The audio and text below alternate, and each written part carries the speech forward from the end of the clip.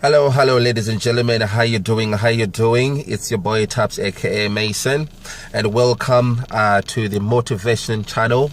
This is the only channel where we try to enlighten, educate, and try to share some of ideas and concepts with other people. And I never ever claim to be an authority or to be an expert in any of the things that I say. These are all perceived opinions and expressions, okay? And if you are happy with any of the things that I say, you can run with them, and if you do not like any of the things that I say, you can just chuck him and bin him, okay? But I would suggest sometimes not to label a book by its cover and be quick to be judgmental. Take your time. Sometimes you might learn, because as human beings we have to learn from others, and sometimes the least places or the least people are the best places or people to learn from. And yeah, so with that being said, try to get information and try to learn every single day, because that's how we mature, that's how we develop, and that's how we better ourselves and our lives. So yeah, ladies and gentlemen, thank you so much for being here. Like I always said, you could have been anywhere else in the world, but you chose to be here with me. The title of the video today is going to be one of them controversial ones. It depends how you look at things. If you are of the religious type, obviously it's going to be a bit controversial, and I do not mean to offend anybody. These are just my opinions, like I said earlier on. Yeah, so you might think it's a bit controversial, but I would suggest you just hear me out and let me explain and break it down. Why I have titled, or by the way, the title of the video today is called "There is no God, but you are God." Okay? There is no such an entity or such a thing called God, but you are God. All right, so this is the title of the video today. As I told you, could be, some people could perceive that as controversial, but let me try to break it down, ladies and gentlemen, okay? So at least you can understand my angle and my perception and why I say there is no such thing as God, but you are God. Everything that you see here on earth, everything that you see here on earth, we're not even outside of the we're not even outside of the earth yet. We're not even in the universe. Let's keep it local. Every single thing that we see here on earth was, is, and will be created from only one thing. And that thing, some people, they say, they give it a name. A religious people have created doctrines and dogma and set beliefs, and they've called this deity, and they personified this deity, and they call him as God. And that's the Christians. The Muslims, they call him Allah. The Jews who practice Judaism, they call him a Yahweh. Okay? They've personified or made human this creation. It's okay. I'm just simplifying the way I wanna say. I'm only telling you guys in a simplified form. That's why I said the creator. Okay, but in reality, there is no creator. There's a creating process, because everything is a process. Energy, everything is energy. Every single thing that you see, the trees, the rivers, the birds, the animals, the plants, human beings, every single thing that you see. I'm in the car right now, it's all energy. Everything, the hat I'm wearing, glasses I'm wearing, clothes I'm wearing, everything is energy. Okay? And energy can be converted from one form to another. And creation happens when there is motion. Creation happens when there is a movement. Energy on its own, when it's stationary and idle, is useless because it doesn't do anything. Energy can only be useful when it moves. It moves when there's a motion. And through motion, it comes from one form of energy to another. And the creation is done through motion. So there is no such thing as a creator, but there is a creating process. So this creating process, religious people have misconstrued it and set up religions and personified it as God, as an entity that is watching over creation, an entity that is watching over human beings. According to the Christian dogma, according to the Christian belief, God is somebody who, or something. Most Christians they tend to use the word spirit. There's a spirit or deity that is out there that is watching your every move. This deity is watching how you act, how you think, how you move, how you behave. And if you do not think, behave, and act in a certain way, there could be repercussions from this God. That is the Christian belief. And this God does need your reverence, your loyalty. And how do you show reverence and loyalty to this God? By praying, by saving, by loving this entity. So this entity has to be loved, has to be prayed to, has to be obeyed. Okay? Because according to the Christian belief, the Bible, which is their manual of all their dogma and doctrine, is God's certain set of beliefs and rules and commandments that you have to follow. If you do not follow these things, they're gonna anger, or you're gonna be out of sync with this God. Okay? So I'll just kind of like explain to you the Christian concepts. Okay, I don't know much about Islam, but I think it's pretty much the same concept as well. So any religion that says there is a deity that is outside of you, that is watching you, that needs praying, because the Muslims do pray. They pray 5 times a day. The Jews, they pray to their God, which is Yahweh, right? Now, here's the thing, ladies and gentlemen. I kind of like explain to you how everything has been created, because just in case all you people gonna be like, okay, if you're saying there's no God, how come? Who created human beings? Who created earth? Who created this? Who created that? Everything was created through a creating process, which is energy in motion, because everything is energy.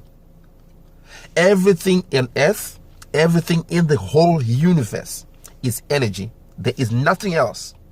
Nothing else. It's energy. But creation happened. All stars and planets and other solar systems and other galaxies were all created through the motion of energy. Period. It's scientifically proven. It's a fact. It's not even a belief. It's not even hearsay. That is just a fact. No two ways about it. Okay, so I've explained creation for you. Right, now let's go back to the concepts, to the philosophical or the religious belief of the religion. Now, the religious belief of religion is that there is something called God, which is outside of you, and He's watching your every move, is watching every creation. And apparently, this God is all-loving, all-seeing, is everywhere at the same time. He is encompassing. He is always there for you when you need Him. And most of the time, I've never heard Christians saying it's a she, so it's always a he. It's a masculine God. Right.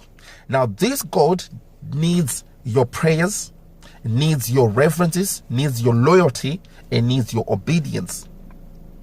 Okay? And he is all loving. He loves you. He loves everybody. He loves whatever, right? Now, here is the question that is totally going to debunk this all God concept. That is totally going to throw away the whole philosophical religious concept of God. Where did the devil came from? Because for there to be good, there have to be bad. For there to be bad, there have to be good. That is the concept of duality. There is always even a concept of correspondence. When there is hot, there is going to be cold. When there is good, there's going to be bad. When there's going to be up, there's going to be down. Okay? That is, it's a concept of duality. Now, if good is there, who created bad? And if good is of God and bad is of the devil, who created the devil?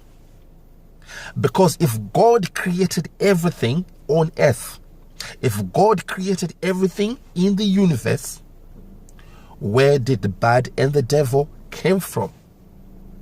Number one. Number two, God is all loving. God loves everybody. God is there for everybody. That's what the Christian belief is. That's what even the Muslim belief is. And Christian and Judaism, they are pretty much the same religion. They all come from the same cloth, really. So God, if God is all loving, where did suffering come from? And if suffering is there, that totally debunks the whole concept of God, a loving God. Because you cannot be a loving person and still see suffering happen. And if you've got the ability to get rid of suffering and you've got love, then it does not make any sense. It does not make any sense, none whatsoever. Because if you are a loving person, you cannot let suffering carry on. There are certain people in this world that haven't got the basic needs. There are certain people that die prematurely.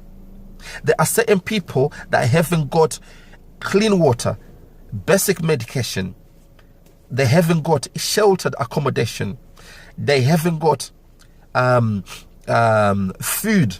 Some people go about 24 hours without eating food because they haven't got any. And there are certain people that have got more than they need.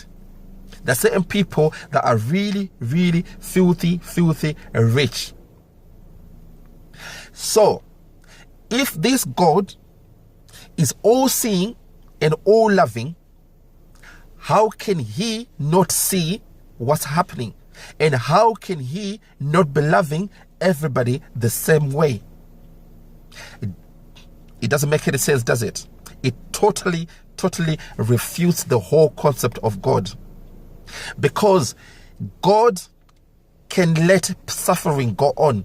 If God can let suffering go on, he cannot be a loving God.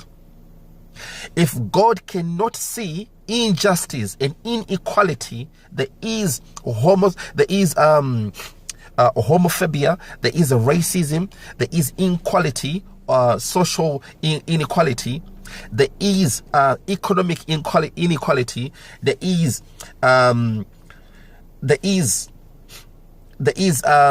political inequality. There is so much suffering in this whole world. So if this God is all powerful, all loving, all seeing, how can he let misery carry on and suffering, inequality and injustice carry on in this world? Surely he can't be a loving father. Surely he can't be an all-seeing father. Surely he can't be an all-powerful father, because he hasn't got the capability of getting rid of suffering. He hasn't got the capability of getting rid of inequality. Do you really understand what I'm trying to say here? I'm not making this up. These are just basic questions. Because I am using logic and reasoning here to ask you basic questions. God cannot be powerful if the devil, because the Christians, I do not believe in the concept of God, and obviously I do not believe in the concept of devil, right? But for the Christians, if they believe in God, they know that they believe also that there is in existence an entity called the devil. And they say it is the devil that is in charge of all suffering. It is the devil that is in charge of anything that is not good. Now here's a question for you. If the devil is in charge of everything that is not good and all the suffering that's going on in the world, why is God just standing there? Why is God being inactive? Why is God not taking action? Because God is powerful. He can get rid of the devil unless if the devil has got the same powers as God, unless if the devil is even more powerful than God.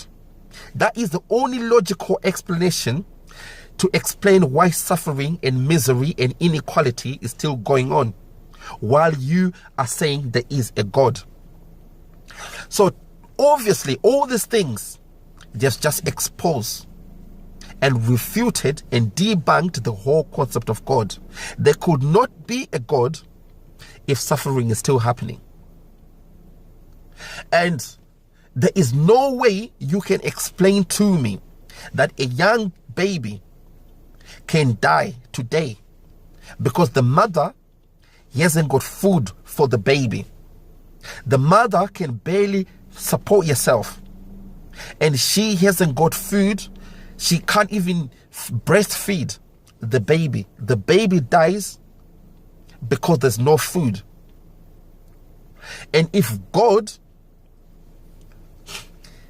is all-seeing, surely this cannot escape his eyesight, because he is all-seeing. He can see everything.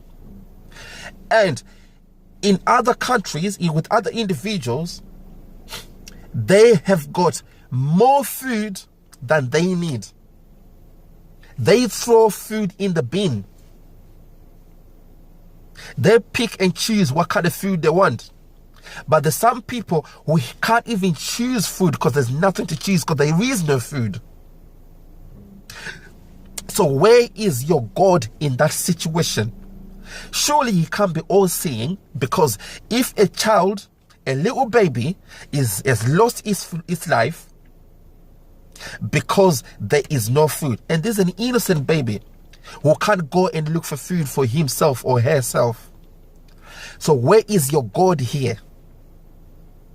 And how can you justify the fact that he is an all-loving and all-seeing and all-powerful God when there is that happening?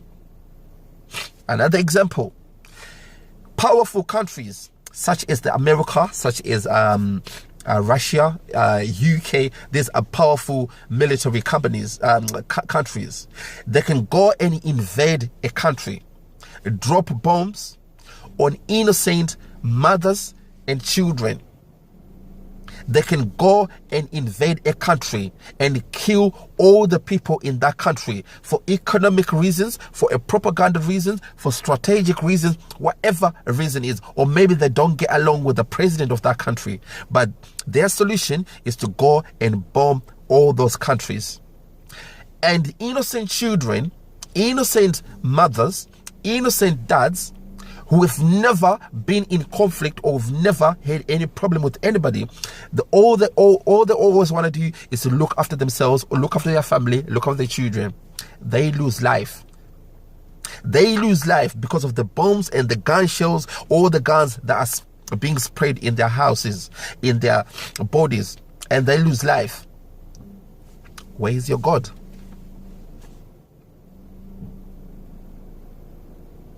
Where is your God? How can he be a loving father? How can he be a loving God when he can see innocent children, innocent lives being lost? innocent. They haven't done nothing wrong to anybody. Being lost, suffering, carry on. And he is all loving. And he is the one that is looking after everybody. How can he sit there or be there, be content with what he is seeing? Because he is an all-seeing God. Remember, God is an all-seeing entity. He can see everything at the same time. So everything that is happening in the Middle East and everything that's happening in Africa, God can see that at the same. I can't see everything at the same time, but God can. And he's got the capability of ending a stop to it straight away. How come he doesn't? How do you justify his existence? Unless he does not exist. Unless if it's only a religious construct that was developed by the people that gave you religion. They personified this creative process that I've explained to you before, and they've called that God. And they have given you religion and set beliefs that you are just following without thinking, without using your logic and your reasoning. You've never sat down and asked deep philosophical, deeper questions and questioning God's morality, God's existence. You've never. Do you know why? Because you always think about yourself. You've got a selfish mentality. All you're thinking is about, well, I serve my God. I love my God. I pray to him. I give a tenth of my salary. I read the Bible every single day. I go to church every day. I've got everything that I need because I serve God. God loves me and I love him. Right? Is that right? Is that your answer? Really? So God loves you. God can give you all the little things that you need in your little life simply because you are going to church, because you are reading the Bible and you're getting on your knees and praying. How about those innocent people that are suffering? So what fault has that little child done? Do you want that child to go to work and start giving a tenth? Is that it? Do you want that child to start reading the Bible? Is that it? Do you want that little child to start going to church every single Sunday? Is that it? Is that your reason? Is that your justification?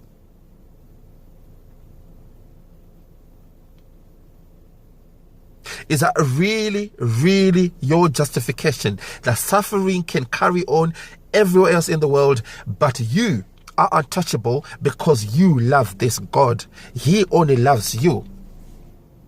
Really? So if that's your kind of mentality, you are no different from this God that you serve then. If that is the way you think, there is nothing that separates you from this entity that you've called God, who obviously is not powerful, who obviously is not all loving, who obviously is not all seeing, because he can't see nothing. He's not powerful. He can stop nothing, and he doesn't love anything. Ladies and gentlemen, the whole concept of God's existence is a religious concept. People that gave you religion has personified metaphysical or cosmological things that happen. Creation is a creative process. Nothing in this world exists except in energy. Everything is energy, and energy creates through motion, through movement. Everything that you see in existence was created through the movement of energy. That's it. There is no such a thing called God who is watching your every move. But there is you. There is you There is me, there is her, there is him, and there is them. You are God. You are the one that's in charge of suffering. You are the one that's in charge of peace. You are the one that is in charge of peace and tranquility. Or you are the one that is in charge of chaos. It is you, us human beings, who can create goodness. It is you human beings who can create chaos and evil. There is nobody in charge of your reality except you. And while we're talking on the subject of God, obviously when I say there's no God, and definitely 100% there is no Jesus. Because again, Jesus is a construct. It's a religious construct. According to religion, there is a personal entity called Jesus whom you need to serve and love, and he's going to be there for you every single day. But apparently, he never is there for the people that are suffering. All the people that are suffering with racism, inequality, homophobia, political chaos and all that, this Jesus is never there. But somewhere, somehow, he's always there for you because you love him. Really?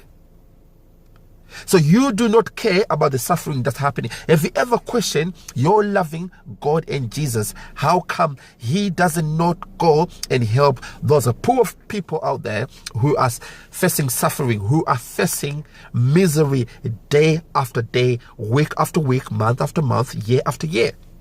Have you ever stopped and stop being selfish, put your life a hold a little bit and think about those people? Have you ever done that? I bet you haven't, because you've got selfish traits that are common with your Jesus and your God. Ladies and gentlemen, there is no such thing as Jesus. It's been refuted and it's been debunked that 2,000 years ago there was never a person called Jesus. If anything, there was a person called Yehoshua who was just a guru, a religious guru or a cult leader of some type. And that's it. And other thing is, before the 16th century, there was never a letter J. The letter J came in the 16th century. So again, straight away, there couldn't have been a Jesus because the letter J didn't exist before the 16th century. Religion was given to you by people who want to be in control of you. People who want to subjugate you.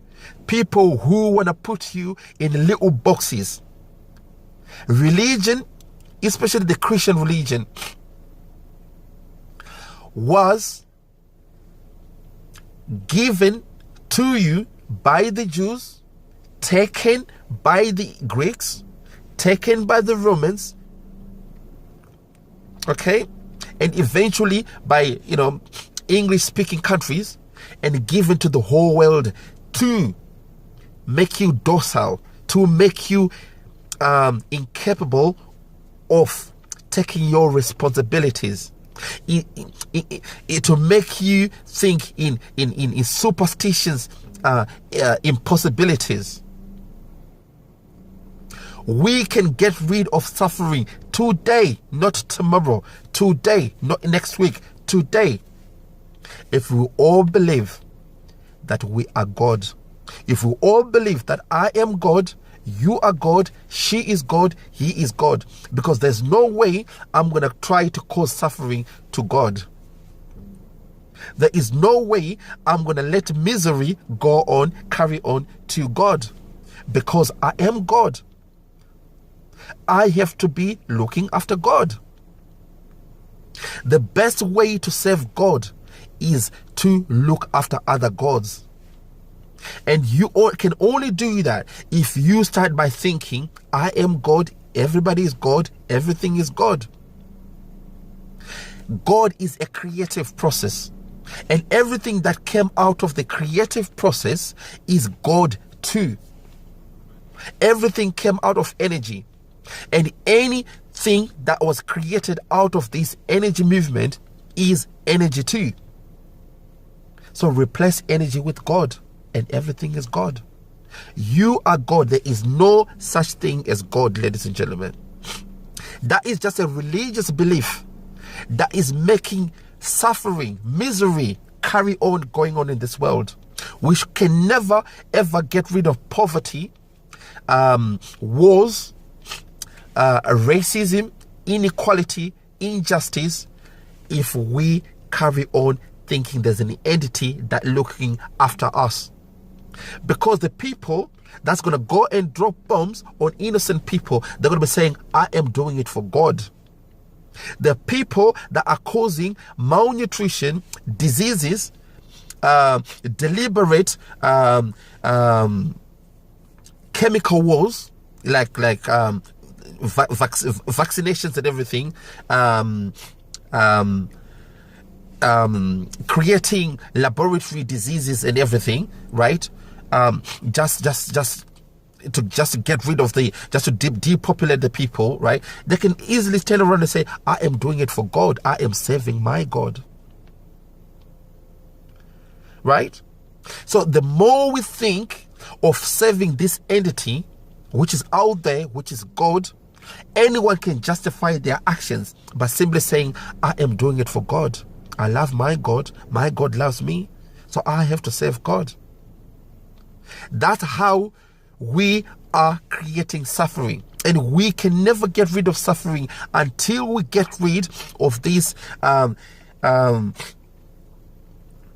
illogical, ridiculous, childish, kindergarten philosophical viewpoint of that there is something called God, and he's got a son who came 2,000 years ago and was nailed on a cross for our sins. This is a religious concept. We do not need a religion in this 21st century. We are in a year of knowledge, a year of information. We are in the age of knowledge, an age of information, an age of technology, an age of technological breakthrough. We do not need a religion and religious concept. We do not need religious beliefs. We do not need a Bible. We do not need churches. We don't need nothing. If anything, we need community centers where we can go and help each other every single Sunday. We do not need to be praying to nobody. You can come and meet each and every Sunday and help all the impoverished families, all the disadvantaged families and children. That's how we can move forward. There is no such thing as God, ladies and gentlemen. Obviously, if there was such thing as God, he is not doing nothing at all. And he hasn't done nothing at all. And he will never do nothing at all. There are countries that are suffering. They've been suffering for the past 50, 100 years. In Africa, in the late 18th century, there was it's called a Berlin Conference that was done in Berlin, in Germany.